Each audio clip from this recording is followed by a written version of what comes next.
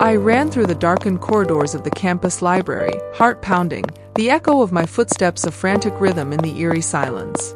The dim emergency lights cast long, twisted shadows that seemed to reach out for me as I stumbled over scattered books and papers. Behind me, I could hear the soft, deliberate footsteps of my pursuer. The stalker was close, too close, and there was no one else around. "Please, leave me alone!" I shouted, my voice trembling with fear and desperation.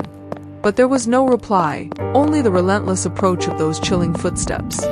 I ducked into a study room, slamming the door behind me and pressing my back against it, struggling to catch my breath.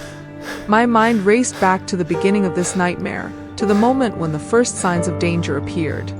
It all started 6 months ago, at the beginning of the fall semester.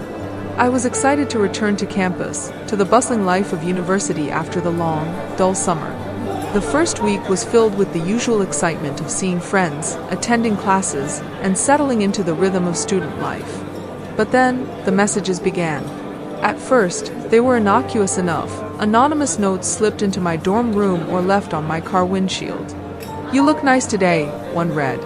"I saw you at the library," said another. They seemed like the harmless musings of an infatuated admirer, and I brushed them off with a laugh. But then, they grew more personal. "I know where you live," read one message, written in a scrawl that sent chills down my spine. "I like your red dress. You should wear it more often," read another, left on my desk while I was away. The realization that someone was watching me, closely enough to know what I was wearing and where I was going, filled me with an uneasy dread. I told my friends, hoping they would provide some reassurance. Emily, my roommate, was particularly concerned. "You should report this to campus security," she urged. "This isn't just a harmless crush, this is stalking." Reluctantly, I went to the campus security office. The officer on duty, a burly man named Officer Reed, listened to my story with a serious expression. "We'll look into it," he promised, but I could see the skepticism in his eyes. To him, it was probably just another case of college drama, not something to be overly concerned about. Weeks passed, and the harassment continued. The notes became more frequent, more sinister. "I'm always watching," one read, left on my pillow as I slept. The feeling of being constantly observed was suffocating, the paranoia eating away at my peace of mind. Then, the incidents escalated. I started finding small, disturbing gifts, an old, rusted key, a dead bird, and once, a torn piece of my own clothing. My friends rallied around me, their concern growing with each new discovery. Emily was particularly vigilant, never letting me go anywhere alone, always keeping an eye out for anything suspicious. One evening, as we were studying late in the library, I received a text message from an unknown number. "Turn around," it said. My blood ran cold as I slowly turned in my chair, my eyes scanning the dimly lit library. There, in the shadowy stacks, I saw a figure watching me, his face obscured by the darkness. Emily grabbed my arm. "We need to get out of here," she whispered urgently. We gathered our things and hurried out of the library, our hearts racing.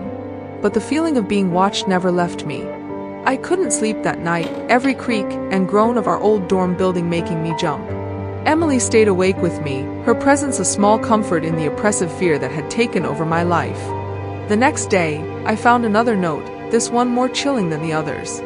"You can't escape me," it read. "I'm closer than you think."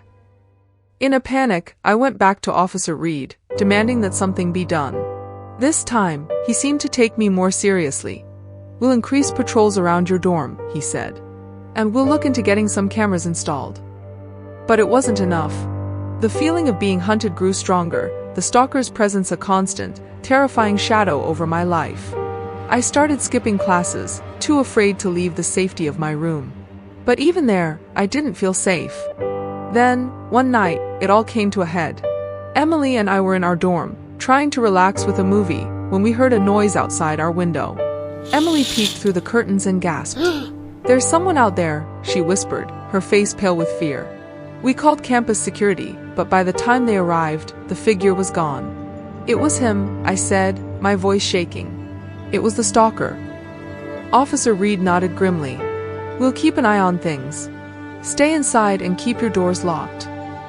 But that night, as I lay in bed, I felt a presence in the room. I opened my eyes and saw a shadowy figure standing over Emily's bed. I screamed, and the figure bolted out of the room. Emily woke up in a panic, and we spent the rest of the night huddled together, too scared to sleep. The next day, I found another note. "You were lucky," it read. "Next time, you won't be." Desperate and terrified, I decided to confront the stalker. I went to the library late at night, hoping to draw him out.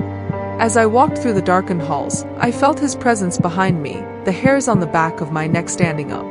And now, here I was, trapped in a study room, the stalker closing in. The door rattled as he tried to push it open, and I knew I couldn't hide forever.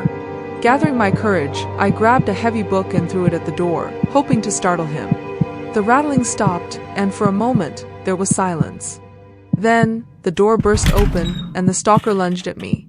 I screamed and swung the book, hitting him in the face. He stumbled back, his expression was too calm, too knowing. In a sudden, horrifying realization. "No," I whispered, backing away. "It can't be." Reed's lips curled into a sinister smile. "You're smarter than I gave you credit for," he said, his voice low and menacing.